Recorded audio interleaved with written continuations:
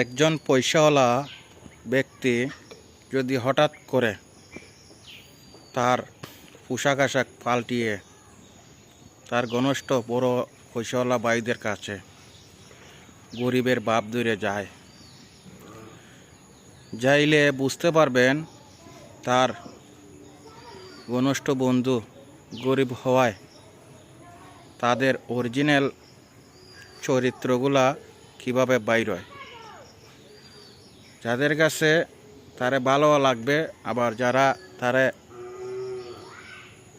দেখকে হায় আফসোস করবে, তারাই হয়তো তার ঘনিষ্ঠ লোক হবে। আমি মনে করি তারে দেখিয়া তারা জড়িয়ে ধরবে। আর যারা হিংসা নিন্দা করবে তারা